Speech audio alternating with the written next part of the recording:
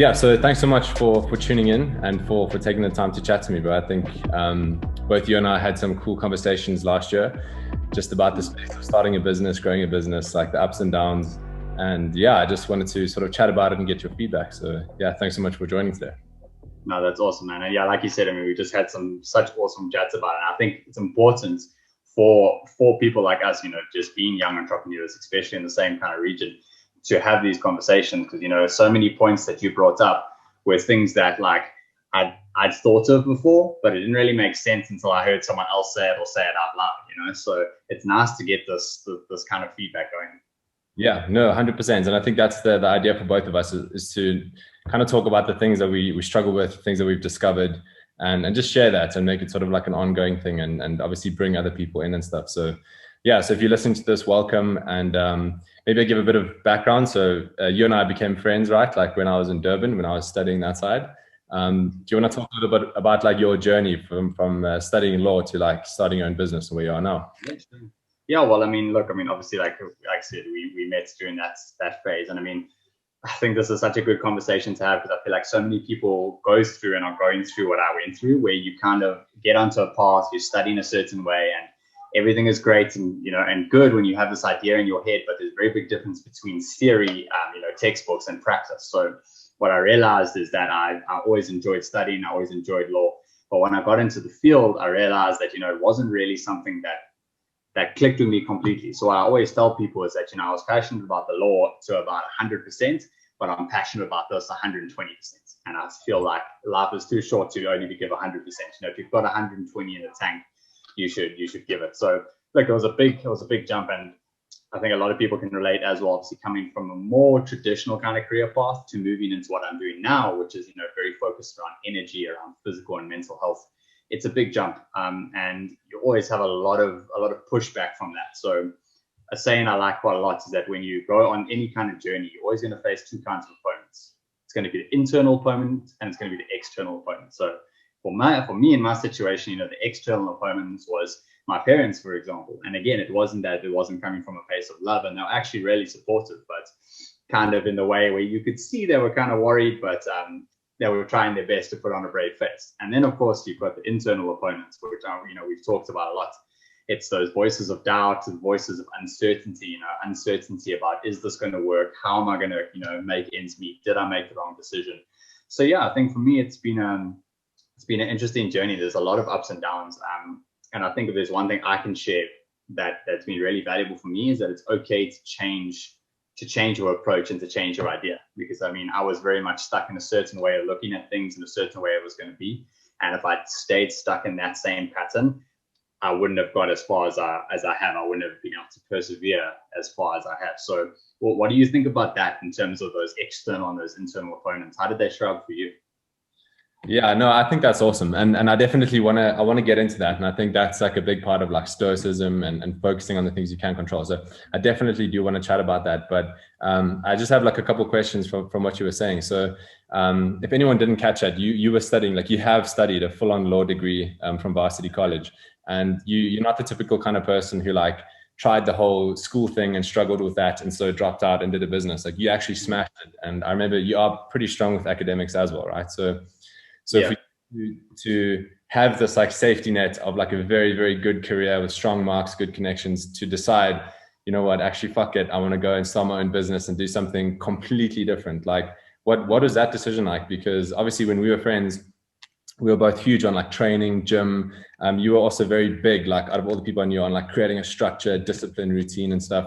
Where does that sort of thinking come through, that idea of discipline? And then also the second question is at what point did you decide, okay, no, the law thing is not for me, I'm going to do the business thing? Mm-hmm. Look, I think and like you said, I don't bring it up much, but it is true. Like I mean, when I was in it, the only reason I got through law and the only reason why I was able to do so well and come in almost top 10 in the country was from discipline. Having that amazing focus. And I think that's where it comes down to when it comes to discipline. It's having the focus on the end goal and what you really, really, really want out of everything. So, and the funny thing is that can often be a double-edged sword, right? Because I had such extreme focus of where I wanted to go, and it worked, right? It helped me push through, and I was able to be ridiculously disciplined in creating the academic results that I did, creating the body that I wanted to create. And often what happens is you kind of get to the end of the line and you realize it wasn't the correct path for you. But I don't necessarily believe in a right or wrong path. You know, you can always learn from the experience. So for me, where it actually came through, ironically, was because I did so well in my studies. And I thought to myself, you know what, if I can go through this rough process, this crazy, crazy flipping academic journey and come out on top and, you know, come out happy and healthy on the other end, then I pretty much have my pick. You know, I can choose to do whatever I want. I can take all this energy and I can direct it wherever I want. And then I really looked at it and I asked myself, I want to add value to my life. I want to add value to other people's life. Now I have all of this energy, all of this power and discipline. Do I want to keep using it on the path I'm going on? So it was kind of that place that made me push me to the point of decision to ask myself, you know, do I want to do what is expected of me? Do I want to do what I know? Or do I want to take this energy and tackle something new and tackle something that I know is going to provide so much value to my life and to other people's lives? So yeah, for me, it really, really was just that point. And when it comes to discipline, I think discipline's easy once you know what you want. So I think discipline is just a regular part of knowing what you want and chasing it. I believe in the power of pull as opposed to the power of push. So what I mean by that is that pushing yourself to get something done is important, right? And there's a time and place for that. But what's more important than that is pull, because when you are so attracted to something that it compels you to go for it, that's kind of more sustainable. Push is like lighter fluid or sugar. It's a quick burst of energy and then it's done, which sometimes you need. But what's long and sustaining is pull. So for me, creating that focus of what I wanted, that's what pulled me in that direction. I think, does that answer your question? Yeah, 100%. Yeah, that's such a cool principle as well. Like you either get pushed by pain, whatever it is, you were in a situation that was so bad that you're like, I'm never going back here, or you get pulled by something that you're inspired by. No, that's insane. So when it comes to like setting your things that pull you, like, are you very like particular about how do you write those out? Do you read them every day? Like, how do you, like, let's say for someone who doesn't necessarily know what they want, because that's kind of common, right? People say, I don't really know, like, I want to be happy, right? That's not an easy thing to be pulled towards. So how do you work it through with your clients? How do you try and get them through the process of finding a goal that pulls them? Well, I think that's an awesome question. And, you know, I've had this conversation frequently in the last few days, ironically, and it's something that most people battle with. And, you know, we always hear about these things, you know, write down your goals, X, Y, Z, whatever the case may be. And we don't actually realize how powerful that is. You know, putting pen to paper and understanding what you want and writing it down, just the act in of itself is committing you. It's visualizing it on another level. So what I do myself and what I get my clients to do is I'll have my 1 year goals written down, and not only what I want, I'll always go through a 3-stage process, and I call it RPM. This is something I learned from Tony Robbins. Now, RPM is like the RPM in a car, right? The higher the RPM, the faster the engine's going to move. So RPM stands for results, purpose, and massive action plan, right? Results, purpose, massive action plan, or map. Now, the result is what you want, right? Which is the nice car, the R1 million, the awesome physique, the awesome job, the great mental state. But the purpose, that's where you get the pull from, right? The purpose of why you want it, that's really a massive, massive part of understanding and building this momentum, this pulling force, because that purpose is what we're really after. I mean, a great saying goes, you know, we all want R1 million, but we don't want 1 million pieces of paper with some big 5 animals on them. What we want is the emotional experience of what we believe money is going to get us. So when it comes to purpose, it's figuring out what that is. You know, for me to be successful in business, my purpose might be to support my family or to feel really significant. For you, it might be something very different. It might be just to enjoy the process. So that purpose is absolutely integral to the whole process. So really taking each and every area of your life, breaking it down into those 3 segments, your results and your purpose, and going over that every single day. Now, the results and purpose is something that I'll get myself and my clients to go through every single day, because that repetition and even writing it out is what kind of gets it in the brain. The M, on the other hand, which is a bit off topic, but I think it's important here. The M is something very different, right? The map, right? Of the massive action plan. That is something that should be flexible. So what I always tell my clients is be rigid and strict in your goals and your purpose, and be highly flexible in your map or your way to get there, right? Like we were talking about earlier, I could have become a lawyer. I was even thinking of going into accounting. I could do this. I could do a million other things. So there's a million ways I can get to $1 million. But if I stick with one path, I'm never going to have the flexibility to actually get there. So being flexible in your approach is something that I believe is absolutely integral. Yeah, being willing to like adapt as you go, but being dead fixed and focused on that end goal. Yeah, no. Yes, 100%. And I think one thing to add to that as well, and this comes from a more visual element, is, after having looked at your goals, after having understood the purpose, I'll practice this kind of meditation, if you want to call it that, each and every day with myself and my clients. And it's where you visualize and you daydream about what it would be like if you had that result and it was already done. So putting yourself in a state, we daydream all the time, right? We daydream positively. Sometimes we daydream negatively. How many times do we have these thoughts in our head about an argument that hasn't even happened yet, right? So it's really just taking that mental process that's already going on and using it productively. So almost visualizing every single day what it would be like when that goal is complete, when it's done, when it's in the bag. Now, the reason that works so well is because you put yourself into the state, the mental, emotional state that you'll be in when you achieve that success. Now, that obviously doesn't guarantee you're going to get it, but putting yourself in that heightened state, that high energy state, you're going to perform like a person who's already achieved that goal. And if you perform like a person who's already achieved that goal, you're going to do the things that you need to do to follow through. So those are kind of a few tools and rituals that I use with myself and my clients to create momentum.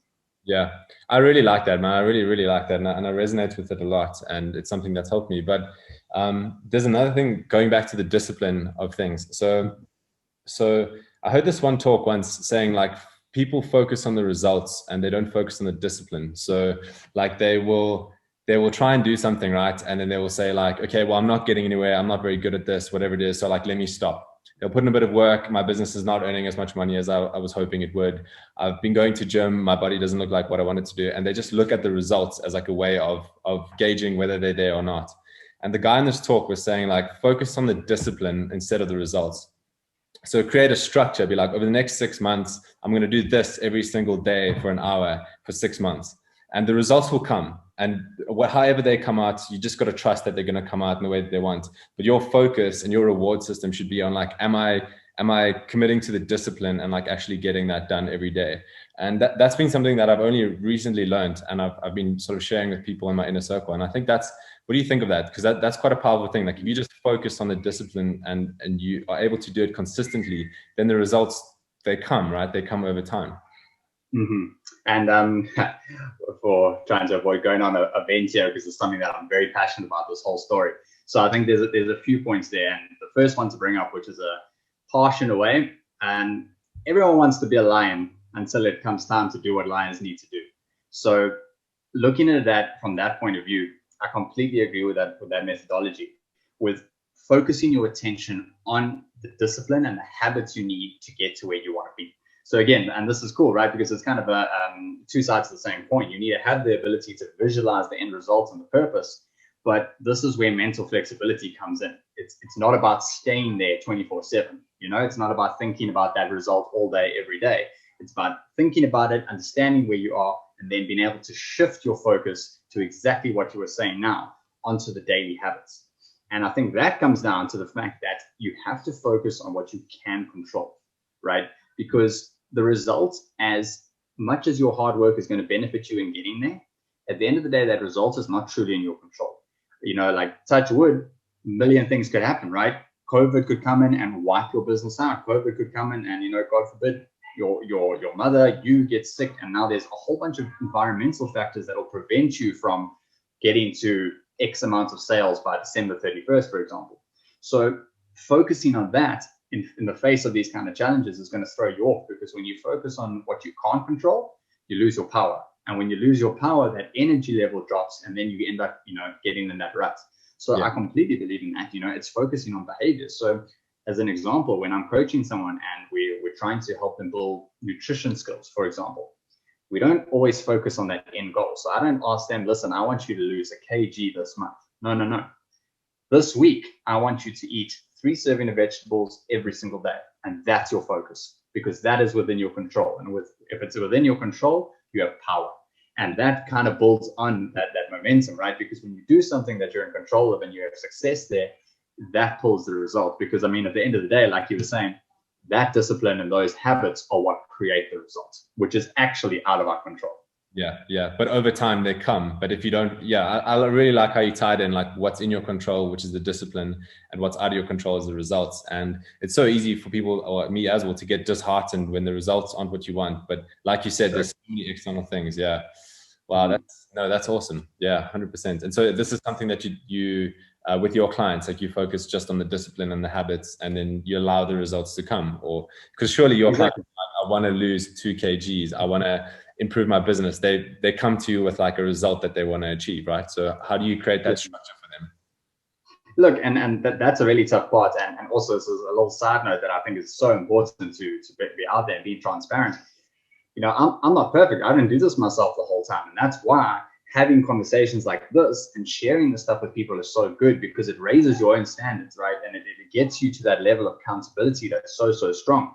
So it's good to have these conversations, because you can then get called out on your own stuff. And I mean, I love it. It's one of my favorite things, not in the moment, but afterwards, when I get called out for something I've taught someone or coached someone on, and then they use it on me. But that's what it's about, right? It's about that growth.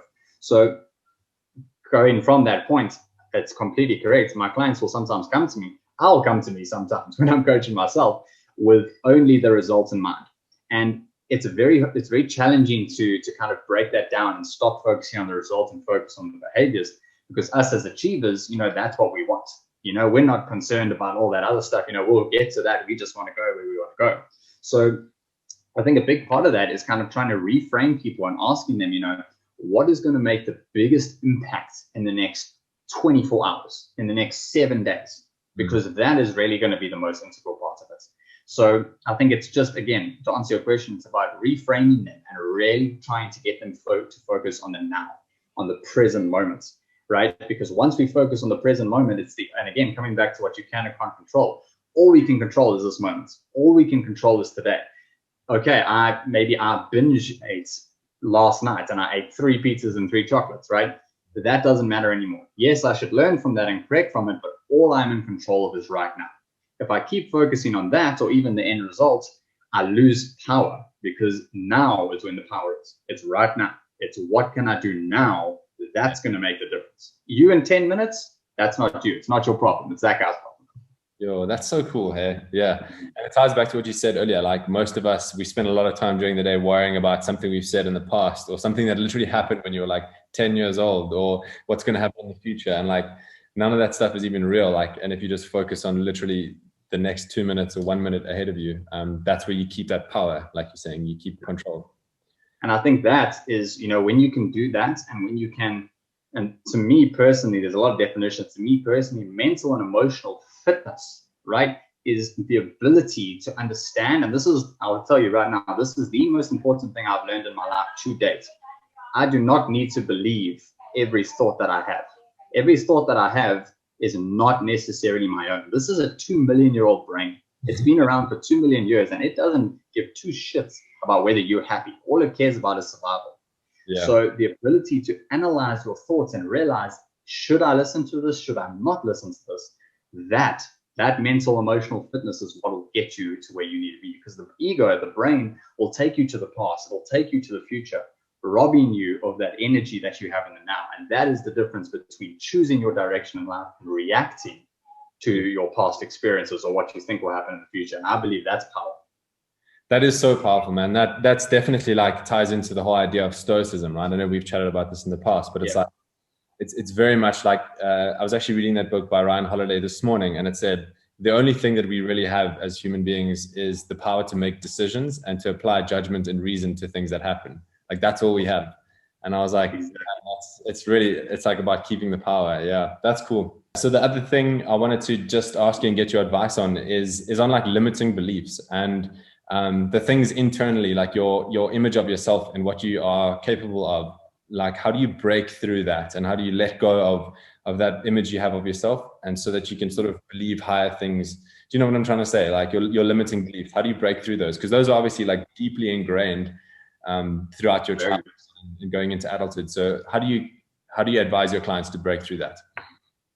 So look, I think limiting beliefs, sure. I mean, we could have a 2-hour conversation just on limiting beliefs. So there's a quote about that that really resonates with me. And it says that if there's no enemy within, the enemy outside can do me no harm. And that just really comes down to exactly what you're saying, the limiting beliefs, our assumptions about who we are as people, about how the world is, are always going to hold us back unless we mold them and we actually consciously choose our beliefs. Now, the problem with limiting beliefs is that, to be honest, there's not really, in reality, there's no difference. A belief is a belief, right? It doesn't necessarily mean it's right. It doesn't mean it's wrong. All that you need to understand about a belief is it helping me or is it hindering me? It's not right or wrong. I mean, for example, look at religion. There's how many, plenty of religions in the world, different belief systems. One's not right, one's not wrong. It's just, is it effective or is it not effective? Now, the thing about beliefs is that only reason a belief will be there is, again, it's this 2 million year old piece of machinery, right? This brain forms beliefs in order to keep you safe. So what happens is we go through an experience, whether it's a traumatic experience, whether it's something you don't even remember. And in that moment of intense pain or pleasure, in that precise moment, we form a belief so that in the future, we can either avoid that pain again, or we can go closer to the pleasure, right? Now, the way a belief is made up is to destroy a limiting belief, to actually get to the crux of it. We need to understand what the reason, why is it there in the first place? So this comes down to almost accepting before trying to change. Very similar, I'm sure you know, in sales and relationships in general. Before I can influence you, I first need to get onto your level. I first need to accept you in your state as you are before I can influence you and take it further, even if I don't agree with what's going on with you. Same thing with the limiting belief, right? We need to look at it and say, why do I have this limiting belief? What is it there for?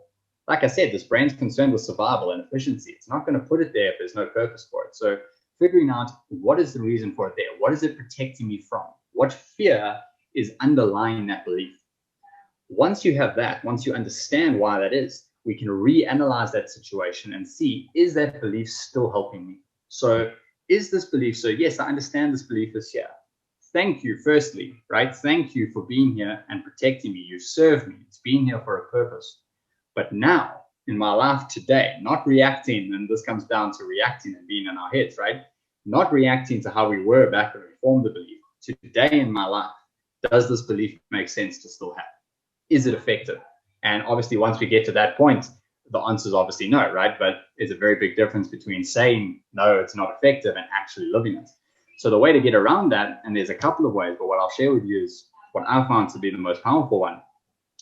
What are the consequences going to be if you live with that belief for the next 5 years, for the next 10 years, 15 years? How's it going to affect your health? How's it going to affect your relationships, your finances?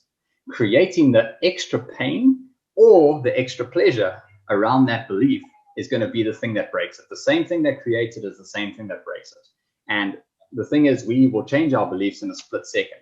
But what actually happens is you might think, oh, it took me 10 years to change the belief that I'm not good enough. Or it took me 10 years to change the belief that all women are bad or all men are bad.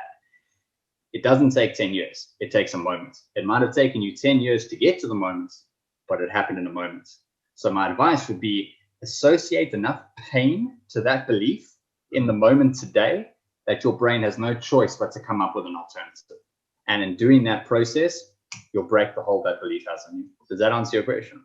Yeah, that's really powerful. Yeah, it's really interesting to hear like how a belief is formed because of something traumatic, and then you avoid it or you move closer to it. Like that's some like really deeply ingrained stuff. Like it's not like I think you have to get to an inflection point where like you're desperate to like actually change it, and that's where the change comes, right? It's like if you just feel mediocre about where you are and you feel mediocre about your dreams and your purpose and stuff, I don't see enough urgency there to like change it like that and to take, like you said, massive action. So yes. maybe a suggestion there, like one thing that helped me was to just have a dream of like being an entrepreneur and being inspired by other entrepreneurs and people who build brands and products and stuff. Like that really drives me forward. Like I want to be like them. I want to live that lifestyle. Everything about it is sick.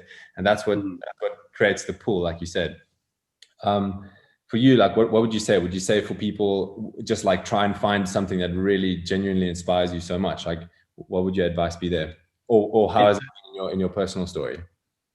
Do you mean in terms of like getting the motivation to go for the business?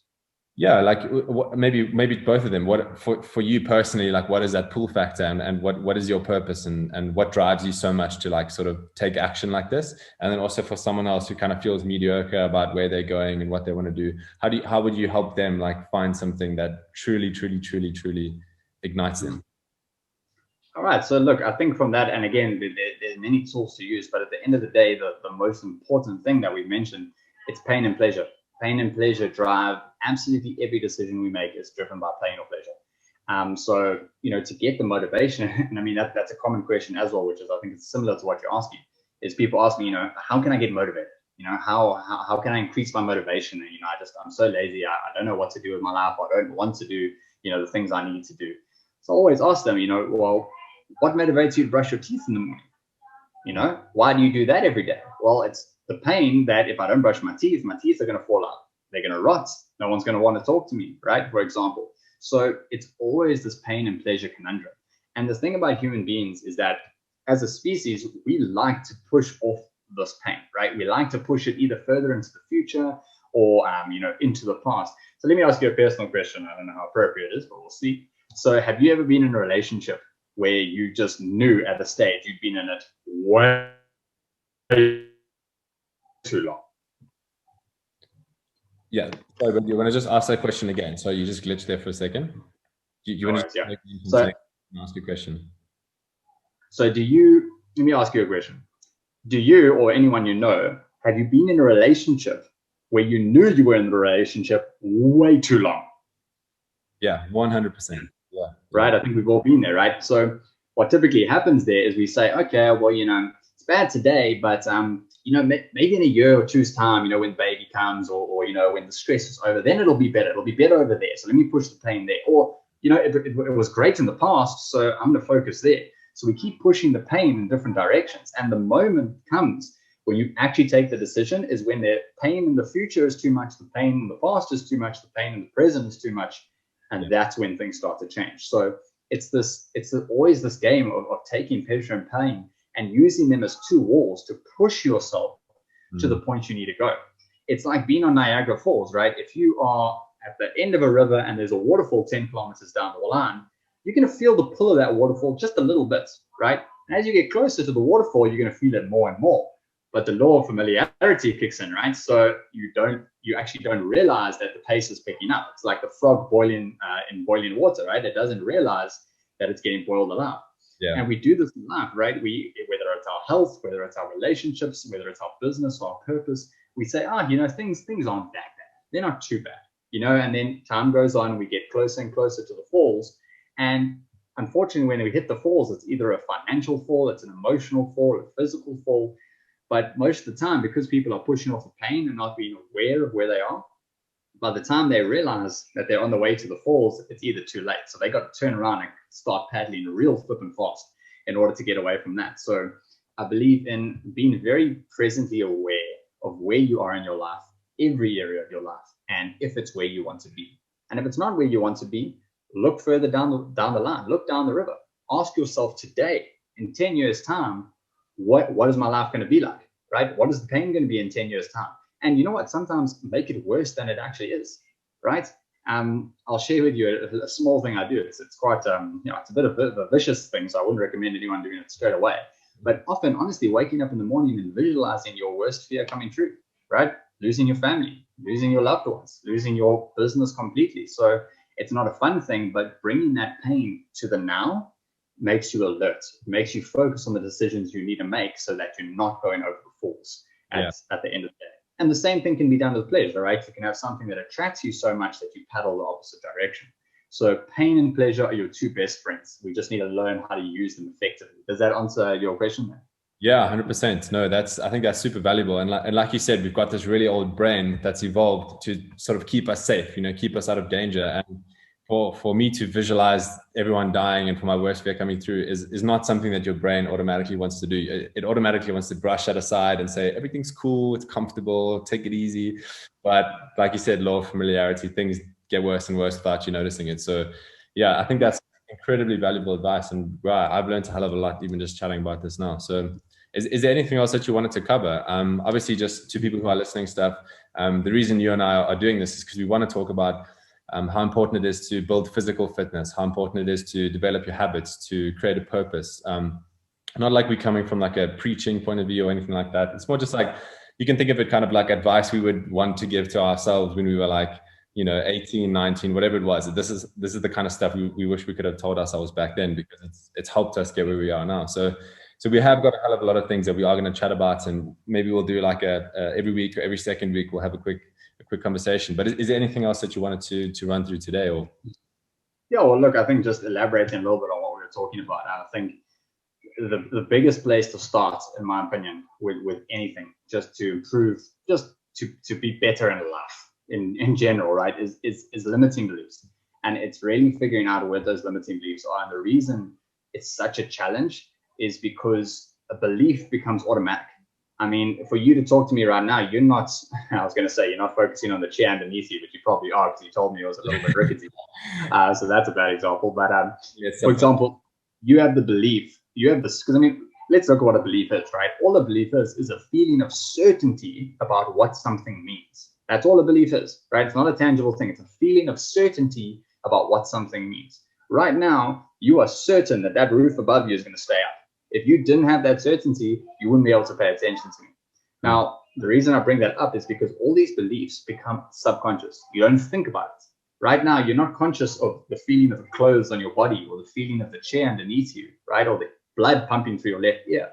So us human beings, we've only got a very small amount that we can focus on at any moment in time, right? If we focused on everything, we'd go crazy.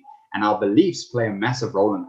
Our beliefs are how our brain filters the information coming from the outside world and focuses on something small. And I can give you some numbers behind that, right? At any given second, there is over 1 billion bits of information being fed into your nervous system through your ears, through your eyes, through your nose. Everything around you is flooding information into you.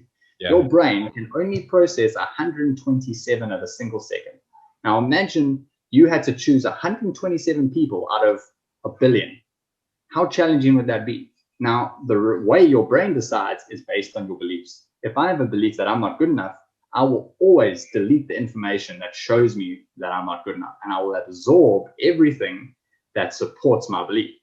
How often do you see it with people, right? I mean, if you ever bought a new car or a new outfit, you buy it, and then all of a sudden you see it everywhere, because now your brain has realized that it's important, right? So that's why I think beliefs are so important, because not only determines what you do, but it determines what your brain sees, and it determines what you filter.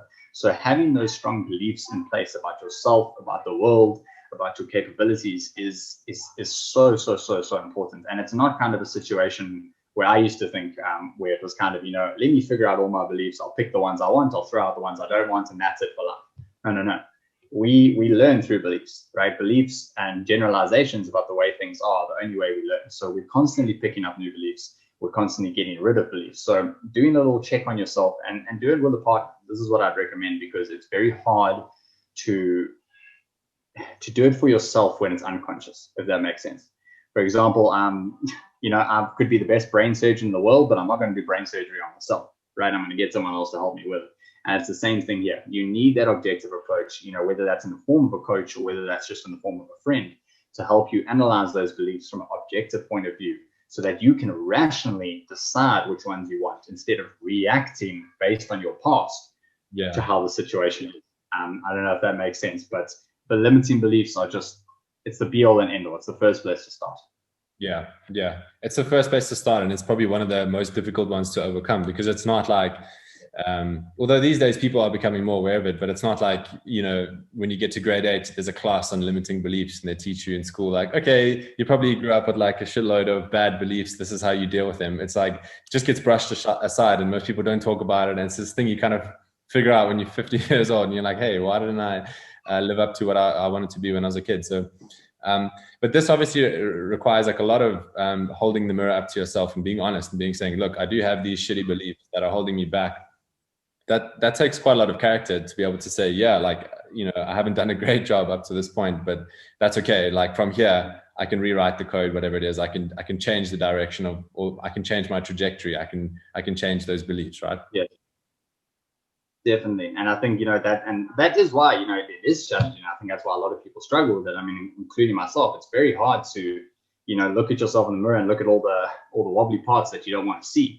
And it's the same thing with your mind. It's really challenging to look at those things. And what also makes it quite challenging is that most of our beliefs come from our upbringing, our parents. If we are fortunate to grow up with parents, whoever was in your surroundings, the first 7 years of your life, that's when you're formulating all of those beliefs.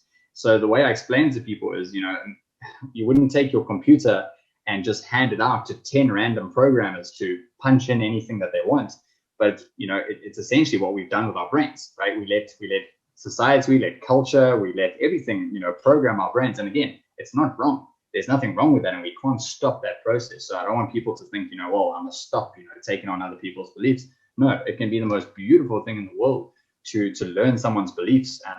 And you can model people, right? You take the most successful people in the world, learn what their beliefs are, their feelings of certainty about what things mean, and you'll get the same results, right? So it's not about shutting it out. It's about being meticulous about what you allow to remain in your brain. Same thing as the food you eat. You put in junk, you're going to feel junk, right? Same thing with your beliefs. So yeah, I think it takes a lot of strength to be able to start that process. But once you start, it becomes addictive, because then you know that you won't settle for anything less than what you deserve.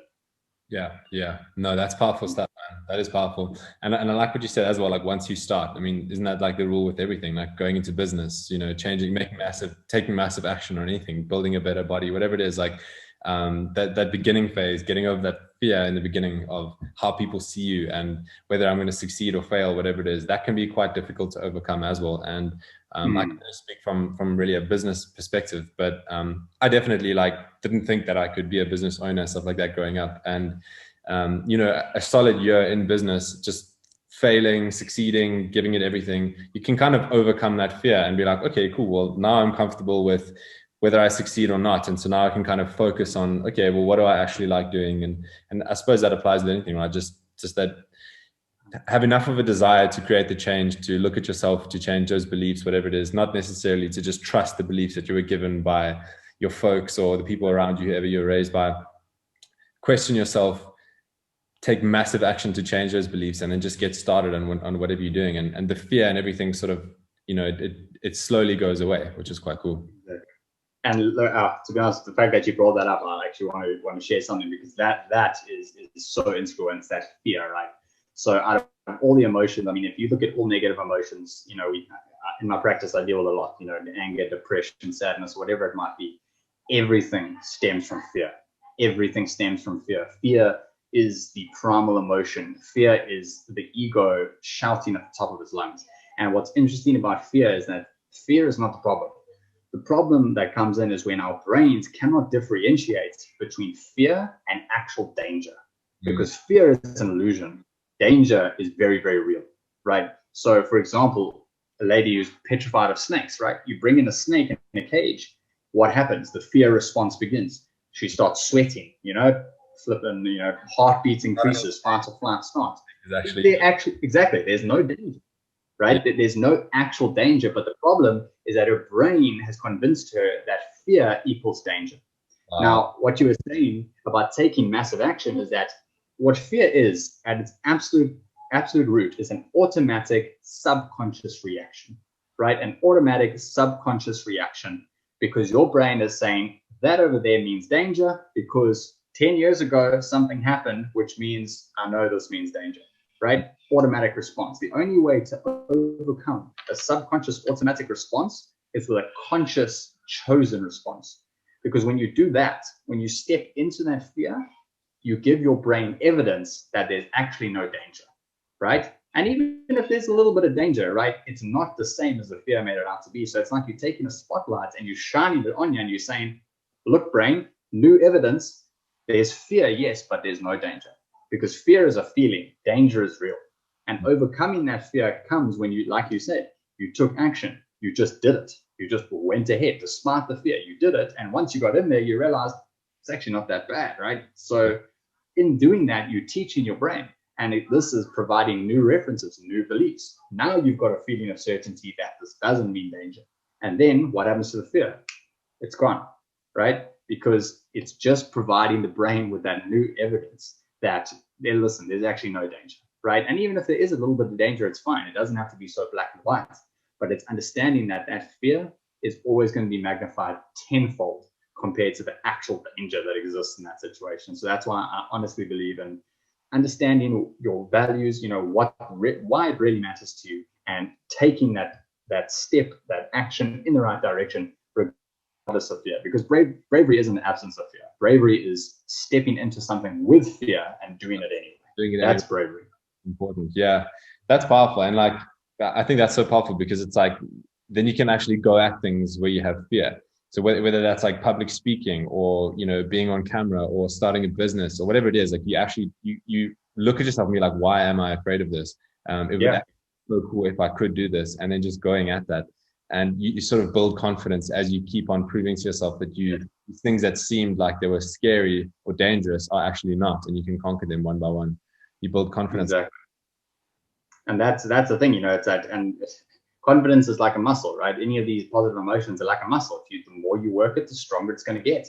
You know, if I train my legs days a week and I've got to sprint up a hill, you're going to be damn sure that my legs are going to be there to support me to do it. So if I want to be confident, I've got to train that muscle so that when I need it, it reacts. There's no question about it. And I think when it comes down to mental training and mental fitness, like I mentioned earlier, mental emotional fitness, it's the fact that you are in control. Right? You, not your brain, not the thoughts, not the fear, you as the individual person inside.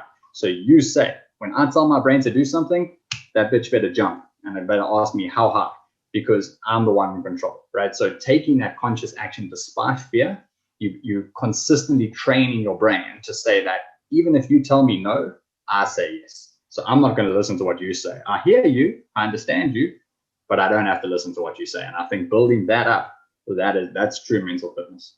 Yeah, being able to separate yourself a little bit from the way you react to things and stuff. Look at things sort of from like a bird's eye view. Look at yourself. Be like, why is this reaction? Do I need to be reacting like this? Is it rational? Would it be more productive if I reacted in a different way? But being able to separate yourself in that light, I think that is incredibly powerful. Yeah, exactly. And I mean, that's the thing, you know, because I mean, we are not our brain. This brain that we have is a tool, and like any tool, it can be used incorrectly.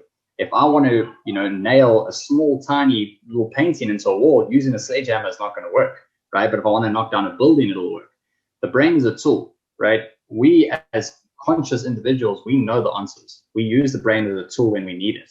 The problem is we associate so much with our mind that we think it's the same thing. We think we are our mind. And if you think you are your mind, whatever emotion you feel, you're going to believe. And if you believe it, you'll feel it. And if you feel it, that's your life.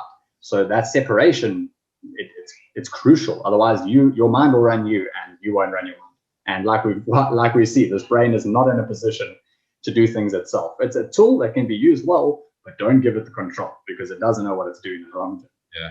Yeah.